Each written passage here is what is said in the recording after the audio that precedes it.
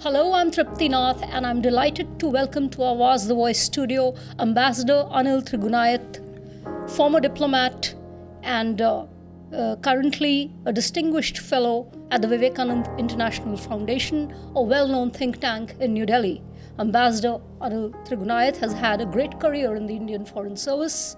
He served in the Indian missions in Cote d'Ivoire, Bangladesh, Mongolia, United States, Russia, Sweden, Nigeria, Libya, and Jordan.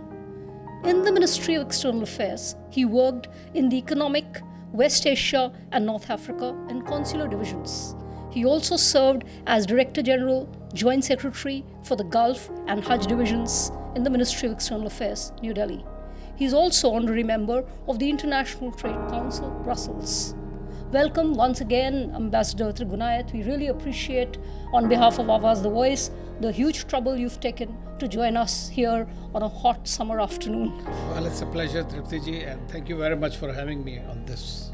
The pleasure is entirely ours. Prime Minister Mr. Narendra Modi has had a rather newsworthy diplomatic calendar right from the word go.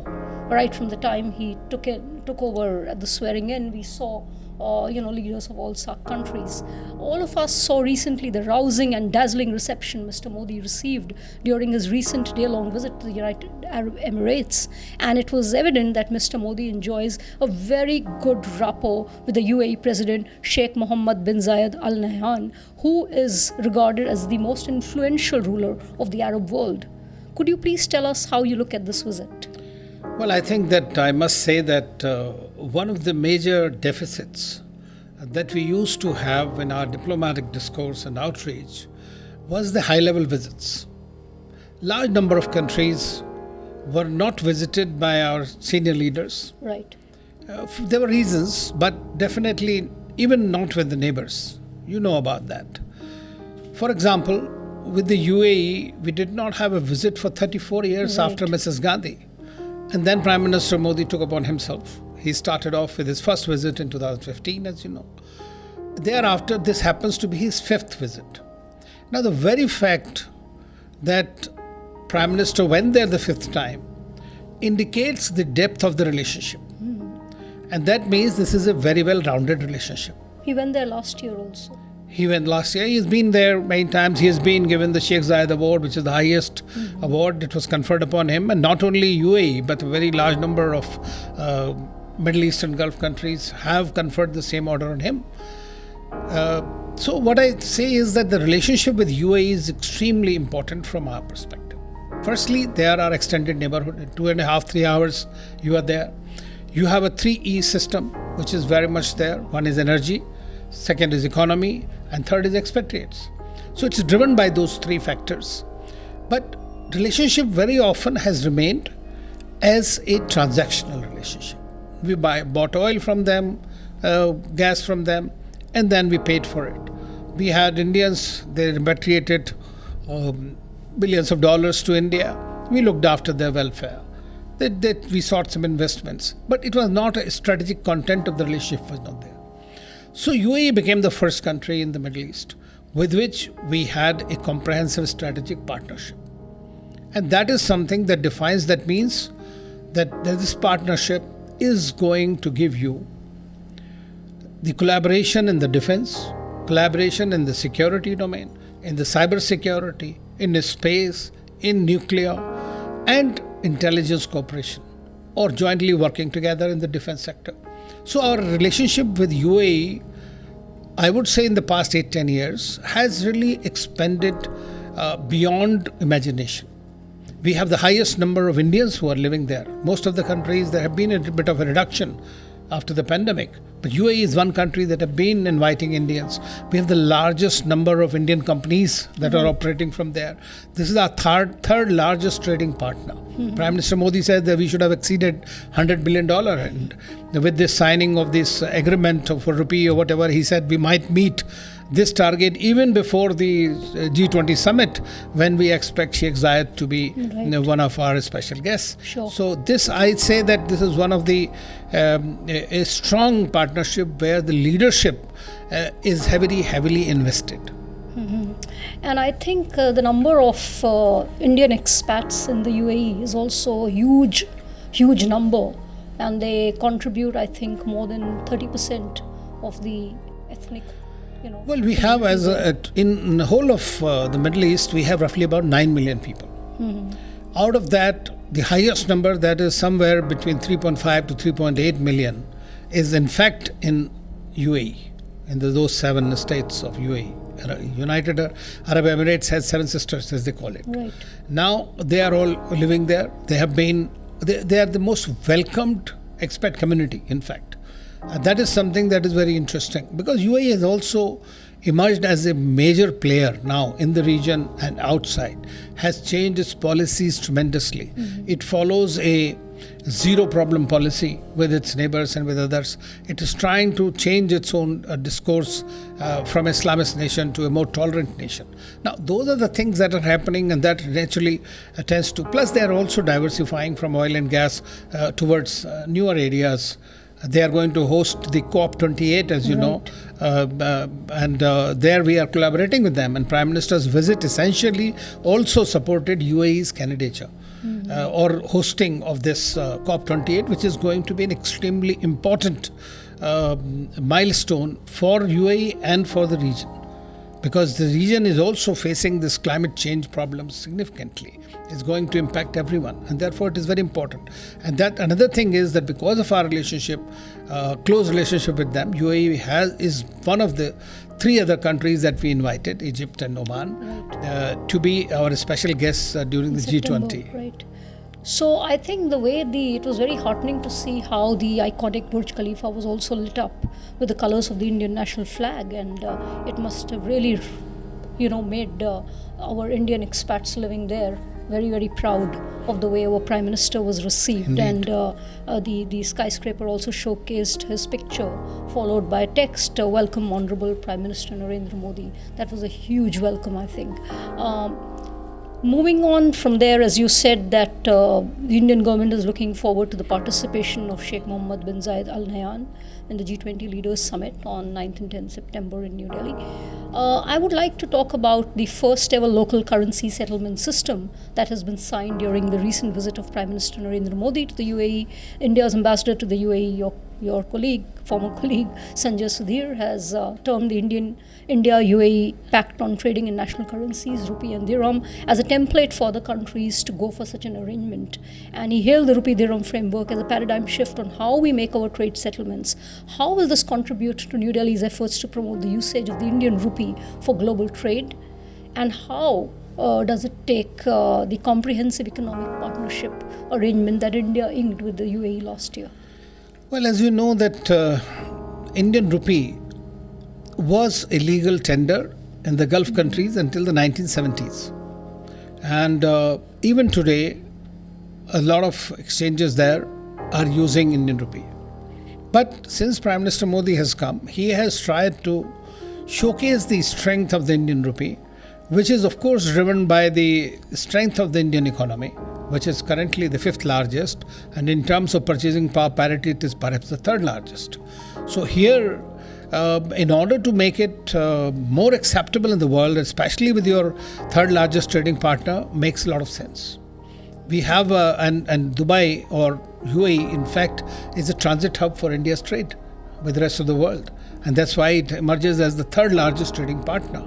There are a tremendous amount of investments that are coming into it, both bilaterally and in the regional or sub-regional formats, like the I2U2, IUSU and others. So we are looking, and bilaterally, you know that UAE is already invested a great deal and is also looking Fourth to largest invest. investor. Yes, and also looking to invest nearly $75 billion in the Indian economy. They have also come out in certain areas where we have not seen before. That is strategic reserves, which was there. This is one country which has also provided you I think in Mangalore or somewhere. Yes, first time. Ratnagiri also, that refinery. But they are also the first country where the Indian companies have been given equity and participation in the oil blocks in the Middle East. It never happened before with any other country. So there are many others, yes. Then this is why the rupee, because we have about 3.8 million Indians, large number of Indians travel on day-to-day basis. We have more than 6,000-7,000 Indian companies which are operating out of this. So having this kind of a UPI interface as well as the rupee currency trading takes away the huge transaction costs. So your trade becomes hassle-free and easy for the businessmen. Especially for the importers and for the importer and exporters. exporters, the traders, investors. So it will be, and I think that this could be really a good template, as the Ambassador Sudhir mentioned. But at the same time, you know that it is about now, it was in France, which has agreed before that, Prime Minister was in France, which has agreed to first European country to accept Indian UPI system. We just yesterday, day before yesterday, we had President of Sri Lanka, who is the latest one. So that makes about 14, 15 countries already accepting Indian currency to be a tradable currency, or and through the UPI interface. So today what has happened is, actually this is a very important question, because we are seeing that in this war, Russia-Ukraine war, there is a weaponization of the financial instruments, and that has consequently led to de-dollarization, because there is a lot of, I would say, autocratic behavior which has been witnessed in this currency domination, and therefore more and more countries are looking to deal in their national currencies. So that's why now, whether it is Indonesia, whether it is other countries, so everybody is looking to work together so that their losses are cut. Now we are also looking at the BRICS currency coming up soon. If that happens, that will be a major game changer. And of course, Russian ruble, or for that matter, the yuanization of the economy, various global economy partnership is already taking place in a big way.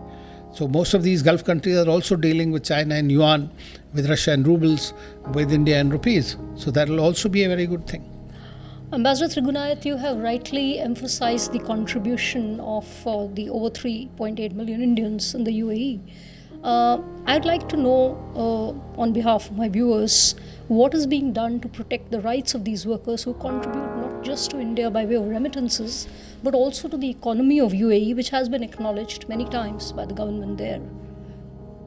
Well, as you know that, as I said earlier, and Indians are one of the most welcome workforce and entrepreneurs than anybody else, as far as these countries are concerned. And the reason is very simple. Reason is their dedication, their discipline, the commitment to the work, and the development of the country where they are in. So that's the reason that the leaders in those countries have all, in no uncertain terms and very clearly mentioned that Indian workforce is most welcome, and their contributions immense as far as their countries are concerned. Now that's a very important thing. Secondly, for every embassy, and today I would say with this government and before also, we had a tremendous focus on welfare of Indian citizens, whether it is NRIs or for that matter PIOs also. We have about 34 million Indians who are in different parts of the world. 9 million of them are only here. And therefore, it is important that we look after their welfare. So what has Government of India done? We have entered into bilateral agreements with most countries about the welfare of the Indian citizens. Our ambassadors host these open darbars type of meetings or whatever, where they invite people to come and address their issues.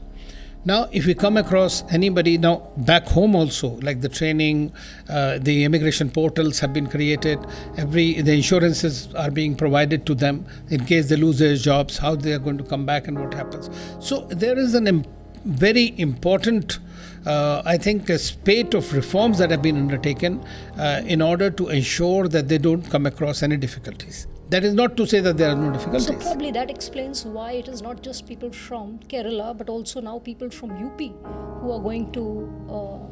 No, people are from all over, actually. You know, they are from all over. Kerala, they are probably the predominant, right? Because they've been going from way before, and they've been educated also. A lot of them have been going there, and because of maybe literacy, because of the their own entrepreneurial spirit, probably they started, basically nurses and others. So a lot of them are going there. Now for women, for example, that there have been a certain age cutoff. So under that, they will not be allowed to go and work as domestic or in the such fields, so that there is no exploitation. Then our embassies also have in certain places opened these shelter homes for people who come across who have nothing left, or they have been, because it's not the governments that create problems. Right. Sometimes it is also the individual employer may be there. Sometimes there are agents who are creating mischief. So, I mean, they have a nexus. So, I think that nexus has been broken significantly, but still, you cannot say that 100% everything has been taken care of. But only thing I can say is that the government and our embassies, ambassadors are personally invested into the welfare of the Indians there. Right. Along with Israel and the United States, India and the UAE are members of I2U2, which you mentioned, unilateral group, which intends to deepen technological and private sector collaboration in the region and tackle transnational challenges in 6 focus areas, namely water, energy, transportation, space, health, and food security. How has this strengthened our ties with the UAE? Well, as you know, that the good thing about there are 2 things in this. Number one is that I2U2 was the first sub-regional or regional effort by India. So far, we have been dealing only on a bilateral basis with each country. But this is something that has brought in 4 countries. And all the 3 countries with whom we have this I2U2 are our comprehensive strategic partners. So that's why there is a lot of bonhomie among these countries, and there is an interoperability of the thing. There is a trust and confidence. Now, UAE and Israel, through the Abraham Accords, had normalized diplomatic relations. So, UAE and Israel is well-known technology partner of India as well as in the world. They have that kind of thing. They're climate-resistant technologies. They're water-resistant technologies. They're very good in agriculture and others, apart from the cybersecurity and other areas. UAE has also got a lot of funds available, plus they are also diversifying their economy into the newer areas. India itself is on a different fulcrum altogether. And we have a lot of possibilities. So what has happened under I2U2, for example, UAE and all the Gulf countries and others, they are looking for food security, whereas they are very important for our energy security. So what they have done is they have agreed to have a project for food corridors. The UAE is investing about $2 billion in that. And likewise in the hybrid energy projects. So there are several important projects, and I must say this, although it is compared as the West Asian Quad, it was said like that. But this is one organization where we already have the Sherpas and others appointed, and they're meeting very regularly. Very specifically, there are a lot of projects which are coming up. Now, there are others. Simultaneously, we have gotten with another grouping like this, IUSU, India, USA, Saudi Arabia, and UAE. NSA had gone there. Right. So we had, under that, there are a lot of connectivity projects, railway connectivity, others which are coming up. So India is adopting this more regional sort of an approach now, which is very useful. And I always believe that we need to do something more on this particular aspect. I think it's also being interpreted as UAE balancing its relations with the 2 main Asian partners, China and India. Does I2U2? Well, let us see like this. You see, after the exit of United States from Afghanistan and their greater focus on the Indo-Pacific, most of the regional countries have begun to realize that they have to spread their risks and their interests. Who are their markets? Their markets are India and China, Japan and South Korea, mainly Asian countries. USA today itself is one of the major producer and exporter of the hydrocarbons, including the shale and others. So that's sort of a competitor for them in the market. They have changed their policy now that, number one, they are trying to find some kind of a modus vivendi within the region, because the region is also have a lot of hotspots, a lot of problems there. So they want to just, like, Saudi UAE deal, Saudi Iranian deal recently, which was happened. So all these things are very important. So once that is happening, they're looking at India and China are the 2 countries which are their major partners. As far as the oil and gas is concerned, we are the second largest, China is the largest. So naturally, their interest lies here. Secondly, India is an economy which is developing much faster. One of the fastest, I think, is the fastest growing economy, major economy. 5th largest economy. And 5th largest, it become 3rd or whatever. So their interest is in that the rate of return of their investments will be much better here. Rule of law is here. So that's why. So I think that this makes good strategic and intelligent sense for them to invest in India and to invest and have stakes in India's growth story. The India UAE trade rose to $85 billion in 2022, making the UAE India's third largest trading partner for the year 2022-23 and India's second largest export destination. India is the UAE's second largest trading partner, as you also mentioned. Bilateral trade has increased by approximately 15% since CPAC came into being on the 1st of May 2022. What are the new areas the two sides can explore? Well, I think that now this comprehensive economic partnership agreement that you said, this is one of the first that we have signed in recent times. Right. And in the shortest possible time, that is 88 days, it was finalized. It is now nearly 1 year. And it is said that's a record. Yes, that's a record. And it is comprehensive, means it has the services and it has the goods. And now the technology also, all those are going to be the part of it. And it has already, we have seen a growth of about 20% in 1 year period, which is quite significant actually. That means it's a win-win situation for both the countries. Now, I think that there is a greater opportunity for India to work in the healthcare sector. There is a greater opportunity for India to work in the services sector, different kinds of services in UAE and most of the other countries in the world. Defense sector can be another major player. And space. Space is, of course, we are working with them. They're already planning to send their own rovers and others. So, space, commercialization of space from India can be a far better option for us. So, I see that there are many areas. More importantly, I see that India and UAE or perhaps Israel together could also participate together in Africa, in different countries jointly, for an agriculture sector, food security, for developments and all, because we all have complementarities that can be for mutual advantage of the African continent as well as our countries. So I think that there are a lot of possibilities and they're being talked about. Then, of course, AI, quantum computing and all the new technologies are being talked about quite a lot. Our collaboration, trade, of course, will continue to increase as long as the markets are doing well. Prime Minister Modi has given AI a new spin. Yes, that's true. Very true.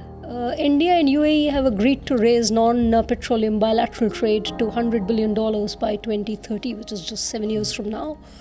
Major imported items by India from UAE include, I don't have to tell you, but nevertheless, for the benefit of our readers, petroleum crude, which is 12,756 million US dollars, followed by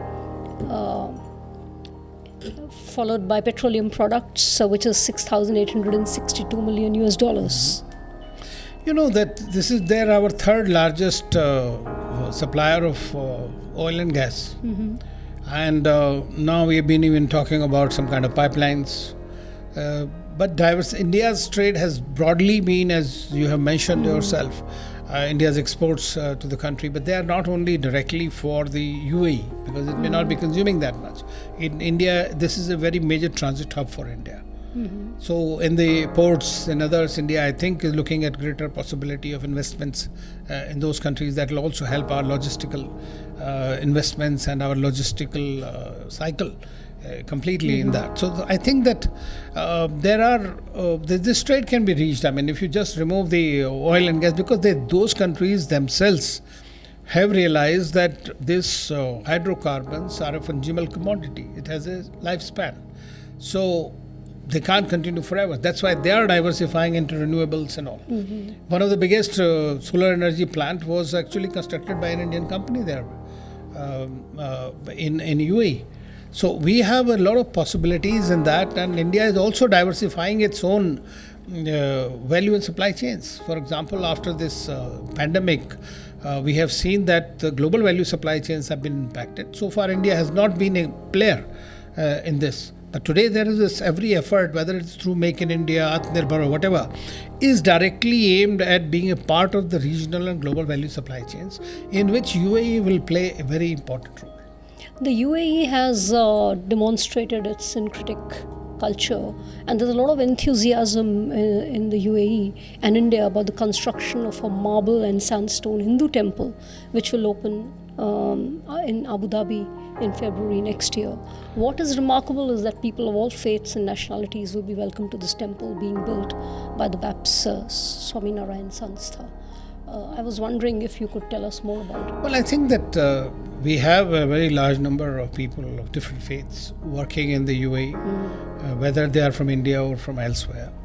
And it is a very good thing that the UAE government had allocated a piece of land in Abu Dhabi during Prime Minister's visit, earlier visits, and the temple is already at a very fast pace being made by the community and others. You've already given the details. I think that this is an indicator of United Arab Emirates policy of tolerance, moderation. You mentioned it earlier. Yes, also. that's very important. I mean, there's one country which has Ministry of Happiness, for example. They also have World Tolerance Summit. They had the visit of the Pope. And when the inauguration, not the inauguration ceremony, foundation ceremony was held, the whole faiths of people were there. So in India, we always believe in, temples are open for anybody who wants to go and visit there. That's not the problem. But I think that it also indicates that UAE is trying to position itself as a country where all religions are welcome. Now look at it from a strategic point of view from their own. Saudi Arabia is also reforming at a very fast pace. But it is still a custodian of two holy mosques. So there was leadership. Iran, on the other hand, is Shia leader. Now UAE, which is also another third major partner. Turkey, another one which is trying to be Islamic leader. UAE is coming up as a country which is trying to show itself or showcase itself as a country which is tolerant. Yes. Last but not the least, but very important area is education. And we saw the announcement recently on establishment of IIT Delhi campus in UAE. How will this strengthen the educational ties between the two countries? I understand that this campus will be operational by New Year, the next year, and they'll start offering postgraduate program in energy transition and sustainability, and then other programs will follow.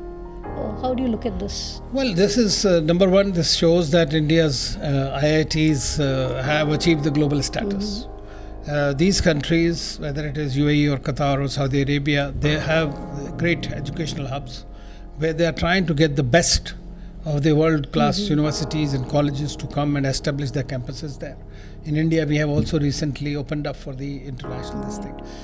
This is the second IIT which will be opened after Tanzania. That was the first one which we agreed to. This is the second one. So this education is very important. We already have a few Indian universities and colleges, MIT and others, they have their campuses in UAE. Several schools are already there. So it shows that India's technological prowess will be available to the Emiratis as well, apart from the Indian community, people who would like to do that. So education is an extremely important thing which is required for skill development, for the progress, for technology development, technology adaptation, and green technologies, everything. So IIT Delhi is also one of the ace institutions, not only in India, but globally acknowledged. So I think that this is a very good step which is happening, and this shows that today India has arrived even on the global education scene. Right. Thank you so much, Ambassador Trigunayat, for the overview on India-UAE relations. I'm sure our viewers will benefit a lot from your insight. So will I. And the bit that you mentioned about the Ministry of Happiness is very very enlightening. I don't know if they were inspired by Bhutan, but happiness is something that everybody is looking for. So on that note, thank you very much. Thank you so much. Thanks a lot.